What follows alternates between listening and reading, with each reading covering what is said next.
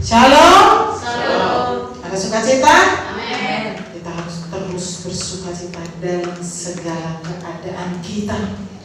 Karena kita tahu ketika kita bersukacita di dalam Tuhan, maka Tuhan bekerja di dalam hidup kita. Haleluya, puji Tuhan. Kita akan menerima kebenaran firman Tuhan di dalam kitab Yesaya pasal 50 ayat 1 sampai dengan ayat kedua. Tinggal beberapa hari lagi kita lewati tahun 2020. Tentunya kita mau belajar dari setiap persoalan, setiap masalah yang kita alami di tahun 2020 untuk kita semakin lebih lagi memperbaiki diri kita di dalam Tuhan. Ya, tahun 2021 adalah tahun kemenangan bagi setiap kita. Haleluya. Puji Tuhan, kita baca bersama-sama beginilah firman Tuhan. 1, 2, 3. Beginilah firman Tuhan. Di manakah gerangan surat cerai ibumu? Tanda aku telah mengusir dia. Atau kepada siapakah di antara penagih hutangku aku pernah menjual engkau? Sesungguhnya oleh karena kesalahanmu sendiri kamu terjual, dan oleh karena pelanggaranmu sendiri ibumu diusir. Mengapa ketika aku datang tidak ada orang, dan ketika aku memanggil tidak ada yang menjawab?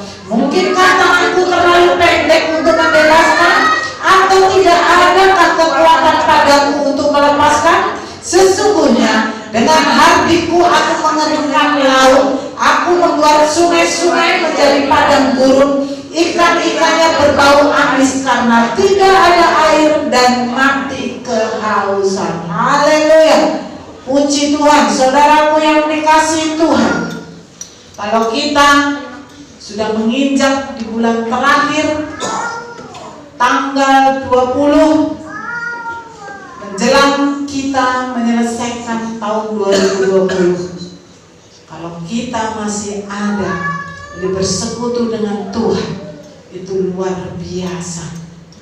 Karena tidak mudah, saudaraku yang dikasihi.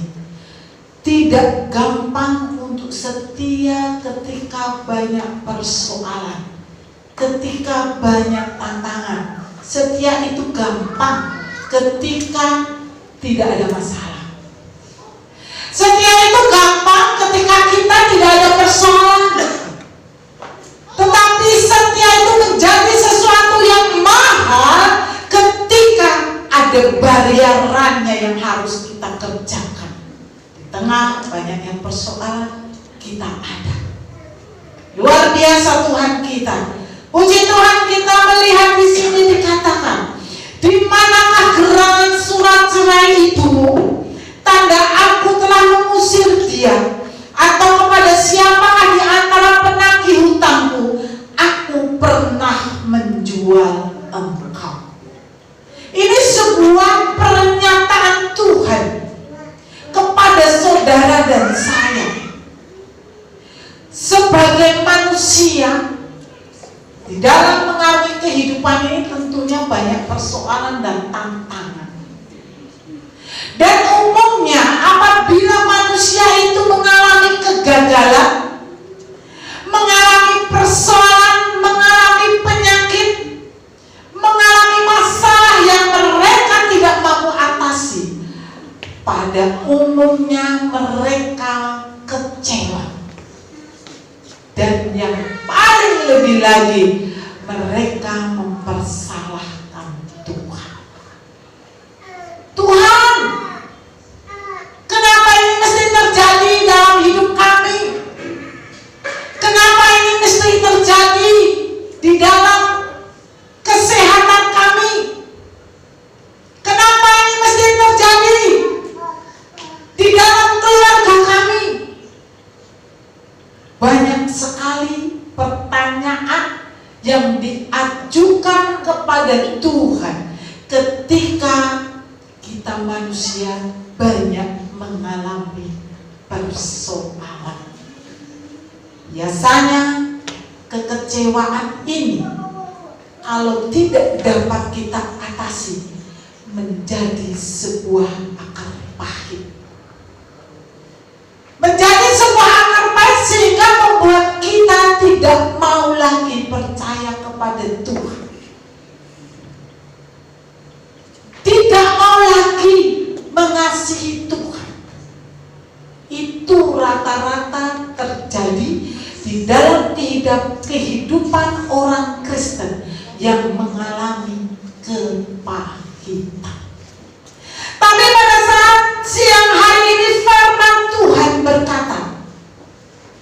Di manakah gerangan surat cerai ibumu? Tanda aku telah mengusir dia. Atau kepada siapakah di antara penagih hutangku aku pernah menjual engkau? Ini adalah gambaran dari kehidupan orang-orang Kristen yang dulunya mereka dalam ruang lingkup kebenaran Tuhan, tetapi mereka lepas. Mereka keluar dari naungan kasih Tuhan. Kita ini sebenarnya adalah satu keluarga di dalam Tuhan. Saudara, ingat Adam dan Hawa ketika diciptakan Tuhan, adakah kekurangannya? Adakah fasilitas yang tidak disediakan oleh Tuhan supaya Adam dan Hawa merasa nyaman ketika hidup di Taman Eden? Demikian juga seharusnya kita sebagai orang Kristen, seharusnya kita hidup sesuai dengan rancangan Tuhan, yaitu hidup di Taman Eden, hidup di dalam pengawasan Tuhan.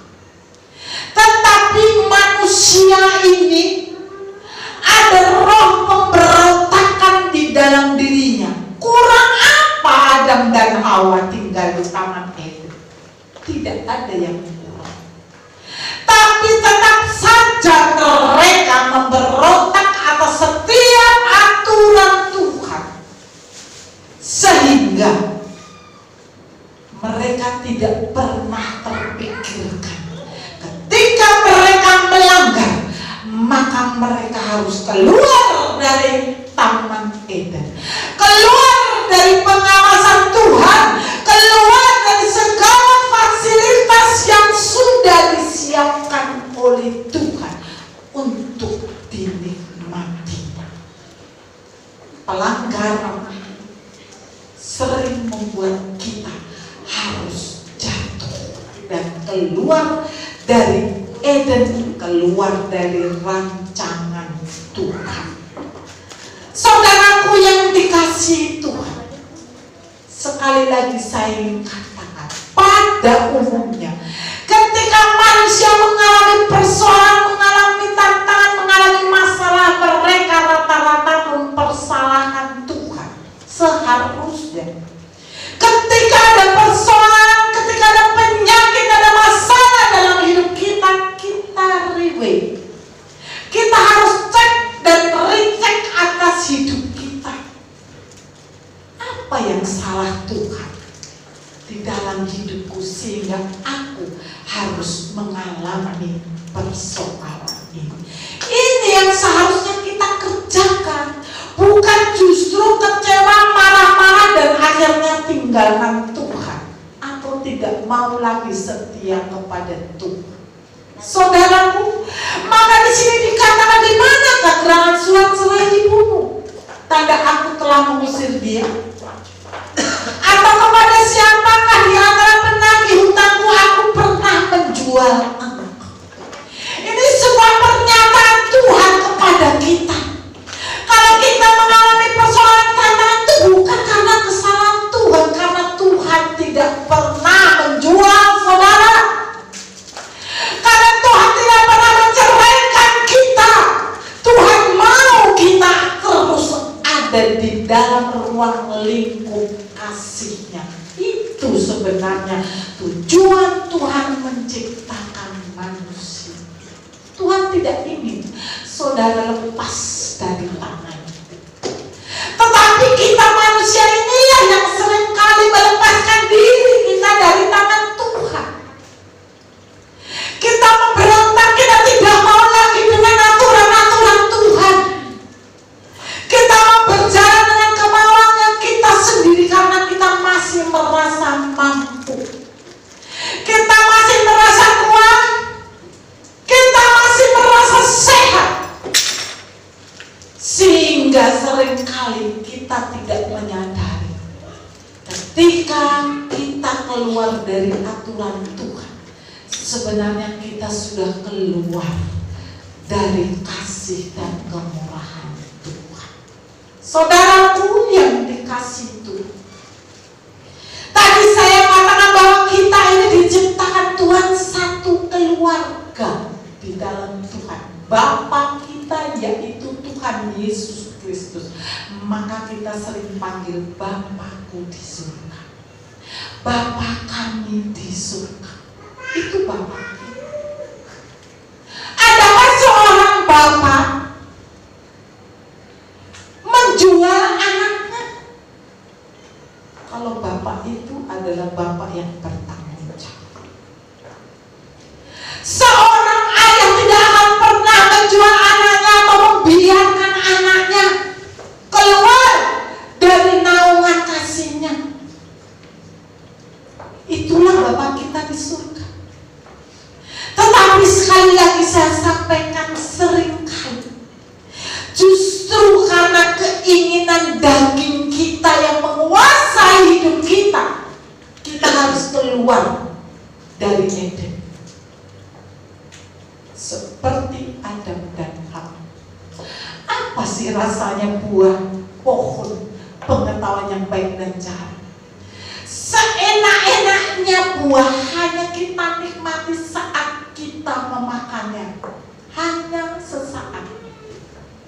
Tetapi lihatlah efeknya, keluar dia dari kasih dan kemurahan Tuhan. Kadang-kadang kita tidak menyadari bahwa kita sedang berjalan keluar dari rel yang seharusnya kita tidak keluar. Kadang-kadang kita yang sebenarnya membawa diri kita jauh daripada Tuhan. Kalau Tuhan mah tidak ingin saudara jauh. Tuhan maunya kita terus ada di dalam pengawasan. Karena Dia Bapa yang sangat mengasihi kita. Dia tahu kita adalah manusia yang lemah. Maka firman Tuhan berkata, aku akan menyertai engkau sampai akhir zaman. Untuk siapa? Untuk orang-orang yang mengasihi Dia, untuk orang-orang yang dikasihi Dia.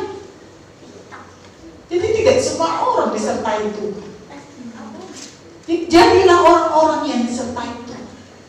Dan jangan pernah keluar daripada jalur firman yang diharuskan oleh Tuhan. Saudaraku yang dikasihi, kalau kita ingin mendapatkan jaminan kehidupan atau taman Eden dalam hidup kita, jangan pernah keluar dari aturan Tuhan. Karena setiap rumah tangga pasti ada aturan. Demikian juga di dalam Tuhan. Ada aturan-aturan yang harus kita kerjakan. Kalau saudara dan saya sampai saat ini masih ada menghirup nafas kehidupan ini, itu sangat luar biasa. Keliling kita ini, kita sudah tidak tahu seperti apa. Ya. Bahkan pagar di gang saya itu sampai sekarang belum dibuka itu. Ya tahu itu sudah balik, kalau sudah balik pasti sudah dibuka ya. Tapi menurut saya mungkin belum balik yang diangkut satu keluarga itu. Saudaraku yang dikasih itu, ini tahun 2020 tidak pernah kita pikirkan akan terjadi seperti ini. Pernahkah saudara berpikir? Tidak. Tidak pernah terpikirkan banyak sekali hamba-hamba Tuhan yang tidak mampu melewati tahun ini. Banyak saudaraku yang dikasih Tuhan. Mereka tidak pernah menyangka, bukan karena umur tua, bukan. Ada yang masih muda. Saudaraku yang dikasih Tuhan, satu hal yang perlu saya ingatkan, jangan keluar dari Eden. Jangan pernah keluar dari area pengawasan Tuhan dengan cara ikuti mengikuti aturan Tuhan. Maka Tuhan berkata, di mana? Di mana gerangan surat-surat ibumu? Tuhan bertanya, kenapa engkau keluar dari ruang lingkup aku yang mengasihi engkau? Padahal aku tidak pernah memberikan surat-surat pada ibumu. Bahkan aku tidak pernah menjual engkau kepada penagih. Tapi kenapa engkau keluar? Kenapa engkau keluar dari ruang lingkupku? Banyak orang Kristen keluar. Mereka tidak menyadari apa yang dilakukannya, mengikuti hawa nafsu kedagingannya itu membuat jarak hubungan Tuhan dengan dia. Saudaraku, Tuhan tidak pernah melakukan sesuatu untuk menjauhkan saudara dengan dia. Tidak pernah.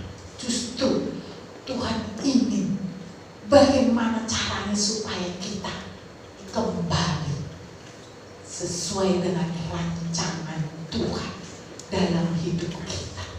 Rancangan Tuhan adalah rancangan damai sejahtera, masa depan yang penuh pengharapan. Itu rancangan Tuhan. Kalau ada kegagalan, ada masalah, ada persoalan, sebenarnya itu karena diri kita sendiri.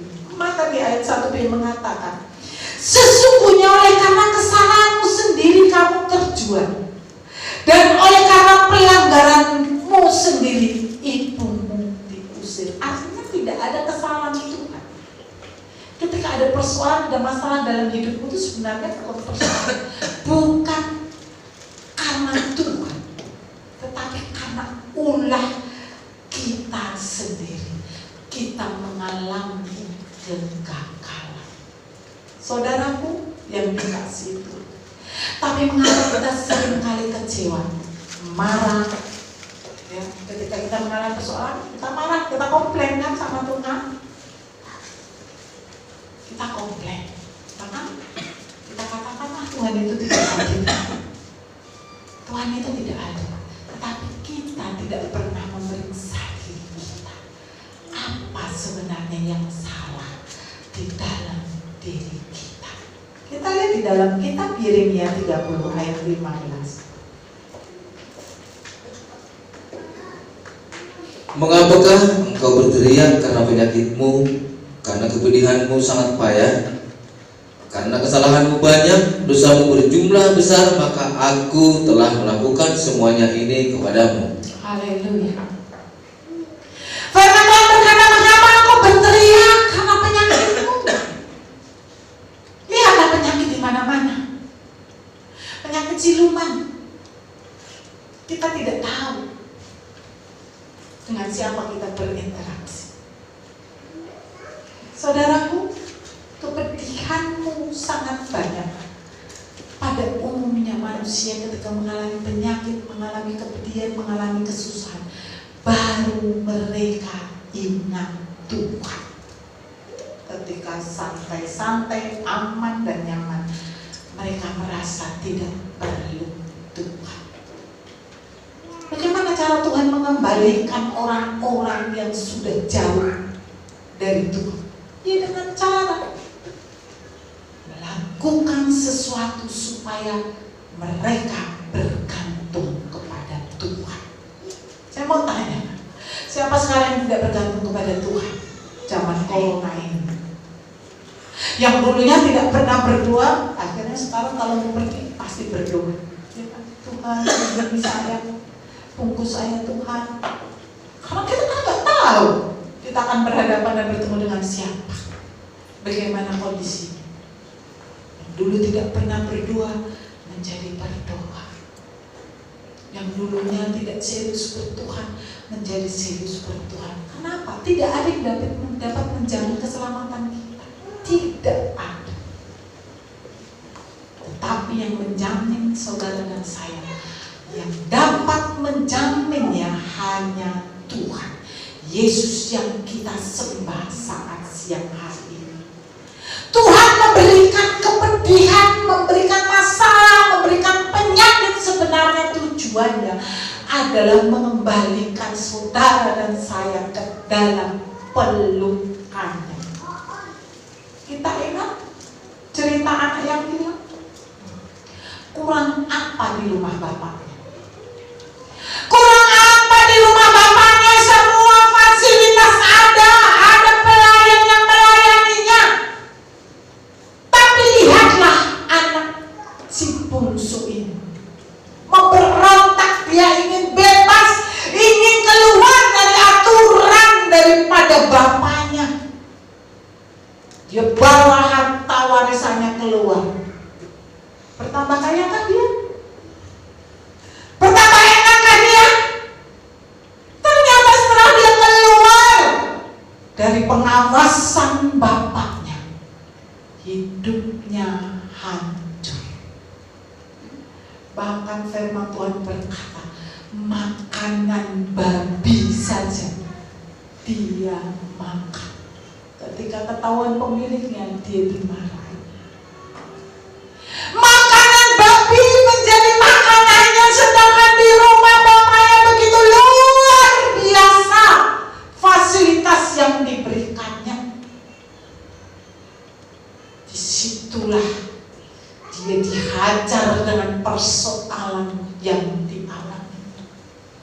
Baru dia ingat, di rumah bapakku banyak makanan. Pelayan-pelayannya tidak pernah berkekurangan, sedangkan aku, makanan babi pun tidak bisa kumakan. Haleluya! Saudaraku yang dikasih Tuhan, kalian jangan pernah keluar dari arenanya Tuhan, supaya engkau tetap ada di dalam pengawasan Tuhan. Karena Tuhan tidak akan pernah membiarkan orang-orang yang dikasihinya itu jauh. Pasti dihajarnya. Karena firman Tuhan berkata, anak yang kukasihi, kuhajar. Bersyukur kalau saudara dan saya menerima penghajaran daripada Tuhan, supaya mengingatkan kita untuk kembali kepadanya. Tuhan pasang kuk sama kita, beban ditekuk kita sampai hilang kekuatan kita untuk memberontak. Kita lihat ratapan 1 ayat 14a.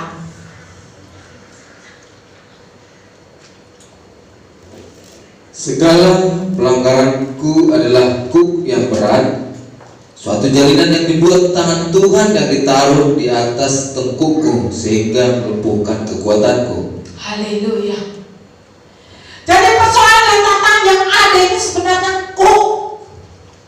Kuk, saudara pasti tahu kuk kan? Kuda itu biasanya dipasang seperti di tengkuknya, ya. Dan kuk itu berat. Corona ini berat loh, saudaraku. Kita tidak tahu ini ujungnya sampai di mana. Karena apa? Dibilang vaksin sudah ditemukan, ternyata jadi masalah juga. Ada yang mengatakan virus itu ada 2 macam. Saya sendiri jadi bingung. Apalah ini Tuhan, mau dibawa kemana kami ini? Ada yang dikasih vaksin, virusnya bisa mati. Tetapi ada yang divaksin, tapi virusnya justru semakin hebat. Lah terus kita ini bagaimana? Kita kan gak tahu. Kalaupun ada virus di dalam diri kita, virus kita ini yang bisa dimatikan vaksin, apa justru virus yang akan bertambah hebat? Tapi satu yang ingin saya sampaikan saat siang hari ini, hanya Tuhan. Hanya Tuhan Yesus yang kita sembah saat siang hari ini lah yang dapat menjaga, melindungi saudara dan saya. Kuk yang dipasang itu berat, itu jalinan yang dibuat oleh Tuhan. Kuk ini dipasang untuk apa? Untuk mengendalikan kuda itu supaya tidak menyeleweng ke kanan atau ke kiri. Demikian juga kalau ada persoalan, ada tantangan dalam hidupmu, sebenarnya itu adalah kuk yang dipasang oleh Tuhan supaya engkau bergantung kepada Tuhan. Engkau harus bergantung kepada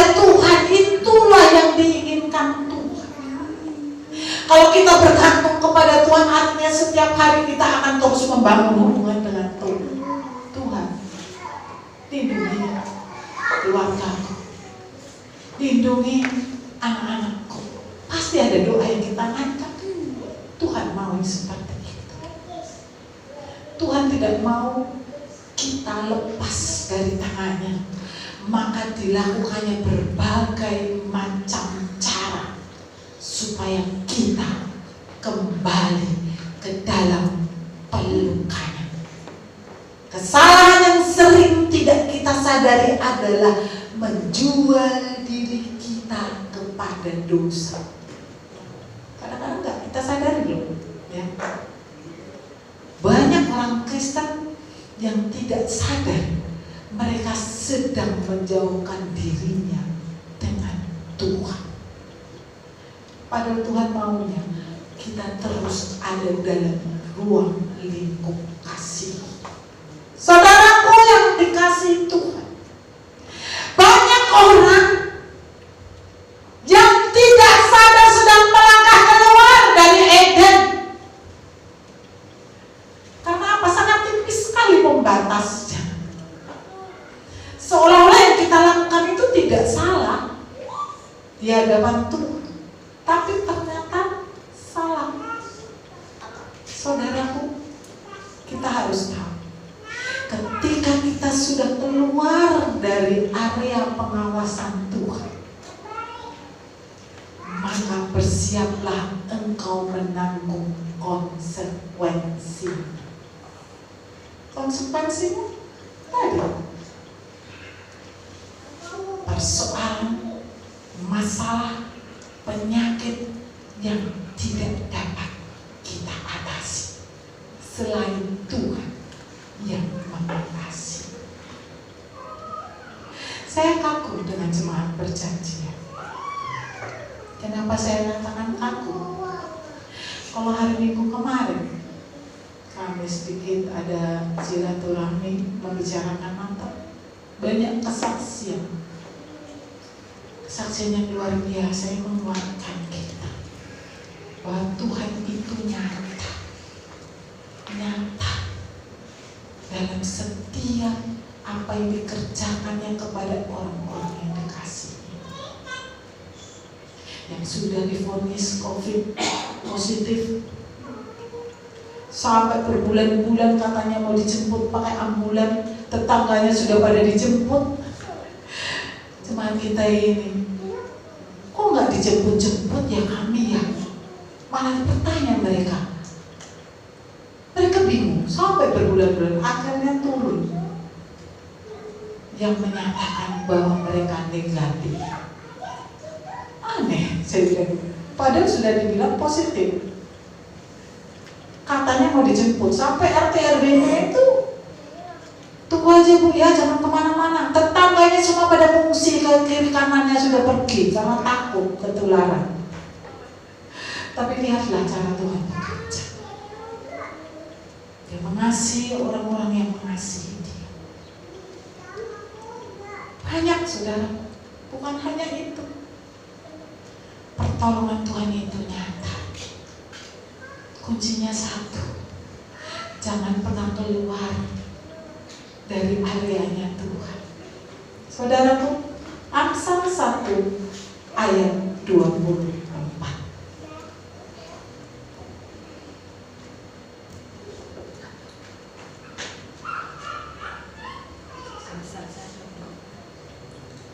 Oleh karena kamu menolak ketika aku memanggil, dan tidak ada orang yang menghiraukan ketika aku mengulurkan tanganku.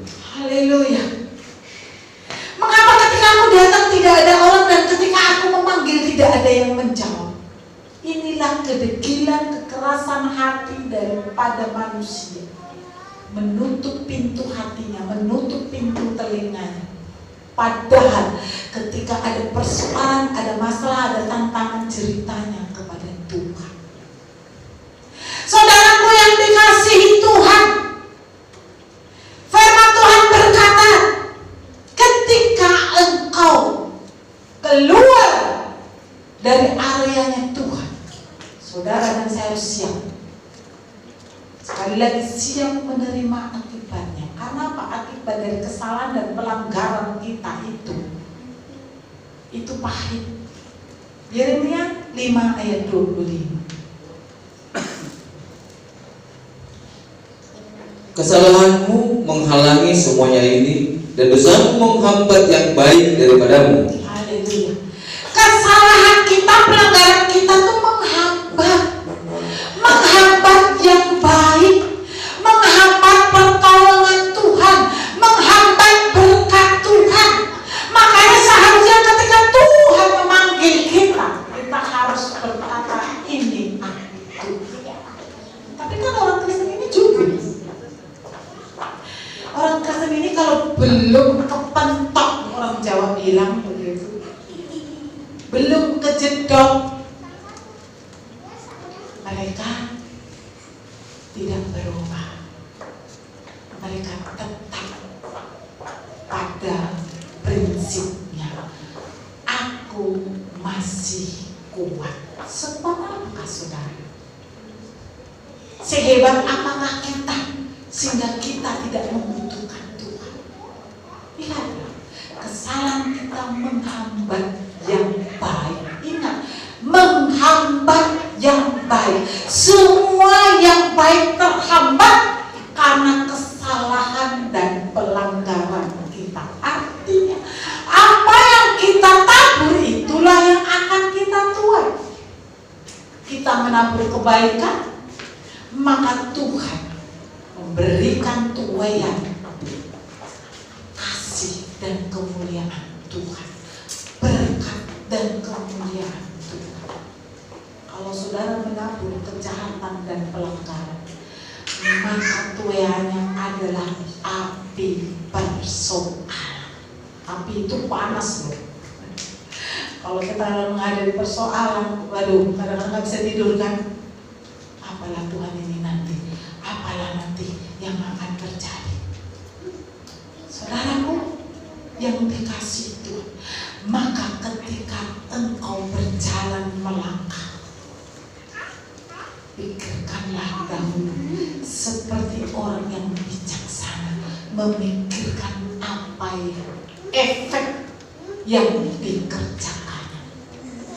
Engkau melangkah satu langkah, engkau sudah harus berpikir 1000 langkah apa yang akan terjadi ketika engkau melangkah satu langkah ini. Itu harus engkau kerjakan mulai sekarang. Karena apa, saudara? Ketika kita jatuh, ketika kita terpeleset, kebenaran, kebaikan yang kita lakukan selama ini tidak ada gunanya. Tuhan mau kita stabil dalam ilmu Tuhan. Tuhan mau kita tetap tidak naik turun, timbul tenggelam, tidak. Tapi Tuhan mau kita tetap stabil mengasihi Tuhan. Yesaya 33 ayat 12. Dan engkau anak manusia, katakanlah kepada teman-temanmu sebangsa, kebenaran orang benar tidak menyelamatkan dia pada waktu ia jatuh dalam pelanggaran, dan kejahatan orang jahat tidak menyebabkan dia tersandung pada waktu ia bertobat dari kejahatannya.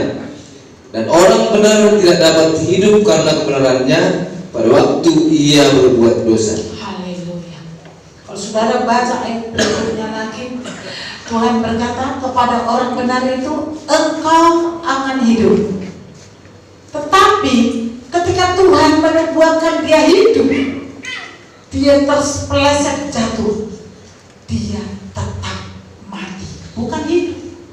Kenapa? Karena ketika Tuhan mengatakan hidup, saat dia bertobat, saat dia melakukan kebenaran. Tapi ketika dia jatuh dalam dosa, maka firman yang mengatakan engkau hidup itu dibatalkan oleh Tuhan. Artinya di sini kebenaran orang benar tidak menyelamatkan dia. Ingat, tidak menyelamatkan engkau waktu engkau jatuh dalam pelanggaran. Makanya hati-hati berjalan. Kita berjalan ini harus waspada, harus berjaga-jaga karena kita tidak tahu kapan waktunya kita. Kalau kita tahu kapan waktu kita, contohnya, oh nanti umur saya 70 tahun, nah sekarang kita santai-santai dulu dah, puas-puasin, ya kan? Tapi kita kan nggak tahu. Jangan sampai kebenaran yang sudah kita bangun puluhan tahun itu hilang, tidak diperhitungkan Tuhan ketika kita jatuh dalam pelanggaran. Maka sekali lagi saya sampaikan, berhati-hatilah ketika engkau berjalan. Bentar lagi kita lewati tahun 2020. Kita akan masuk tahun 2021. Kita tidak tahu apa yang terjadi di sana.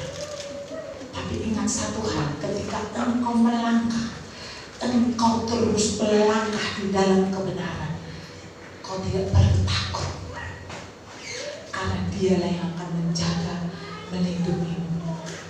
Maka Tuhan mau ketika Dia memanggil engkau, engkau katakan, aku ada Tuhan. Bahkan dulu Bapak Gembala itu pernah berkata, seandainya satu hari ada datang seorang yang sangat kaya raya mau membagi berkat, satu orang 1 miliar datang ke sebuah gereja, yang datang itulah yang mendapatkan berkatnya. Yang biasanya datang gak pernah absen, tapi ketika hari itu dia tidak datang, dia tidak dapatkan bagian. Artinya, kalau Tuhan mau mengirimkan berkat saat ini, saudara yang saya lah yang siap menampungnya. Maka jangan pernah tinggalkan ibadah. Karena apa? Berkat Tuhan kapan saja bisa dicurahkan kepada setiap orang-orang yang dikasihi. Tuhan yang punya berbagai macam cara. Tuhan punya berbagai macam cara untuk memberkati kita. Tidak perlu orang memperhatikan kita, Tuhan saja yang perhatikan kita. Percayalah, Dia tahu apa yang menjadi kebutuhan kita. Saudaraku, kenapa orang Kristen banyak yang menutup hatinya, menutup telinganya kepada suara Tuhan? Karena apa? Karena mereka anggap Tuhan itu seperti cerita dongeng yang tidak nyata. Tuhan itu seolah-olah sangat jauh. Tuhan itu seolah-olah tidak ada karena tidak kita lihat dengan mata kita. Tapi ingatlah, Tuhan itu nyata. Sekalipun Dia abstrak, tidak terlihat oleh mata kita, tetapi Dia senantiasa melihat saudara dan saya. Maka ada pujian mengatakan, hati-hati gunakan matamu, hati-hati gunakan tanganmu, karena Bapa di surga melihat ke bawah. Hati-hati gunakan kakimu. Saudaraku yang dikasih itu, jadi Tuhan itu nyata. Dia melihat apa yang kau kerjakan setiap harinya, dan itulah yang menjadi perhitungan Dia ketika Dia menolongmu. Jadi Tuhan juga memperhatikan itu untuk apa? Ada dasarnya ketika Dia menolong kita. Luar biasa Tuhan itu. Saya sangat takut. Saya merasakan tahun 2020 ini tahun yang luar biasa. Sakit, masalah, berbagai macam tantangan dan persoalan. Tapi lihatlah, orang-orang yang bergantung kepada Tuhan, dia akan tetap berjalan mengasihi Tuhan sekalipun ada persoalan dan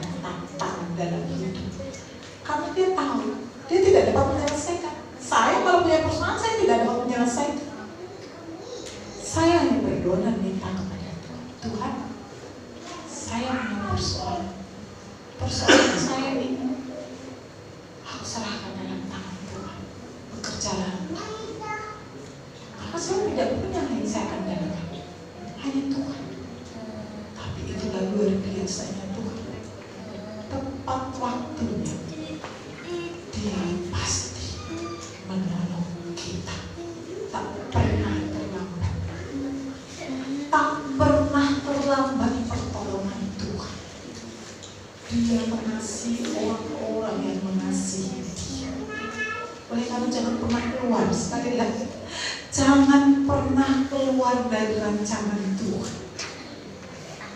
Kenapa banyak orang anggap sepi Tuhan? Karena di sini dikatakan di dalam kitab Yesaya tadi, mungkinkah tanganku terlalu pendek untuk membebaskan? Atau tidak adakah kekuatan padaku untuk melepaskan? Orang-orang yang menganggap sepi dan menganggap tidak ada Tuhan itu karena merasa mereka tidak ada pertolongan. Padahal seharusnya mereka bertanya, kenapa tidak ada pertolongan? Kita harus reflect, kenapa? Kok tidak ada pertolongan dalam hidup saya? Berarti ada yang salah. Ada jarak hubunganmu dengan Tuhan, dan inilah yang harus kita perbaiki. Mengakhiri tahun 2020 ini kita harus perbaiki hubungan kita dengan Tuhan. Sehingga ketika Dia memanggil, kita berkata, ini aku ada Tuhan. Dengar Dia panggil nama saya, dengar Dia panggil namamu, dengar Dia panggil nama saya, juga Dia panggil namamu. Kita harus jawab dong. Ku jawab ya, ya, ya. Ku jawab ya, ya, ya. Ku jawab ya Tuhan, ku jawab ya Tuhan, ku jawab ya, ya, ya. Inilah yang harus kita lakukan. Mari, segala ketinggalan, pelanggaran, segala yang tidak berkenan di hadapan Tuhan, kita tinggalkan di tahun 2020 ini. Masuklah tahun 2021 bersama dengan Tuhan.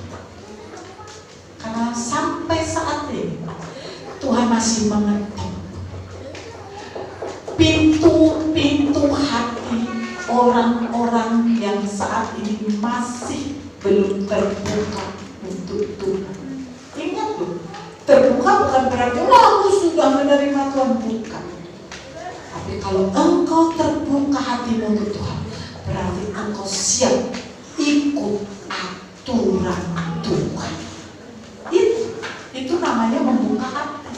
Maka di dalam kitab Wahyu 3 ayat 20 mengatakan, Wahyu 3 ayat 20, lihat, aku berdiri di muka pintu dan mengetok. Jikalau ada orang yang mendengar suaraku dan membukakan pintu, aku akan masuk mendapatkannya dan aku makan bersama-sama dengan dia dan ia bersama-sama dengan aku. Haleluya. Jadi sampai saat ini Tuhan masih mengetok, walaupun kita disebut orang Kristen, tetapi kekristenan kita belum pernah membuka diri kita untuk Tuhan masuk di dalamnya. Sekarang Tuhan mengetok pintu hati. Mari, bukalah. Bukalah supaya Tuhan ada dan berdiam di dalam diri. Iya, apa yang dapat dikerjakan Tuhan? Di sini Tuhan mengatakan, sesungguhnya dengan hatiku aku mengeringkan laut, aku membuat sungai-sungai menjadi padang gurun, ikan-ikannya berbau amis karena tidak ada air dan mati kehausan. Tuhan ingin membuktikan, ketika Tuhan ada di dalam dirimu, apa yang tidak dapat dilakukan oleh Tuhan? Apa yang tidak dapat dilakukan oleh Tuhan? Persoalanmu, masalahmu, ketika Tuhan ada di dalam dirimu, semuanya menjadi tanggung jawab Tuhan. Kunci kuncinya satu. Izinkan Tuhan tinggal di dalam dirimu dan engkau ada bersama-sama dengan Dia. Maka segala persoalanmu, kalau engkau mampu melewati tahun 2020 ini, kita percayakan perjalanan hidup kita memasuki tahun 2021 sampai di penghujung tahun pun, kita juga ada di dalam pengawasan dan pemeliharaan Tuhan. Karena firman-Nya berkata, Aku menyertai engkau sampai akhir zaman. Ingat, yang disertai Tuhan adalah orang-orang yang ada dalam ruang lingkup pengawasan Tuhan. Amin. Haleluya. Terima kasih Yesus.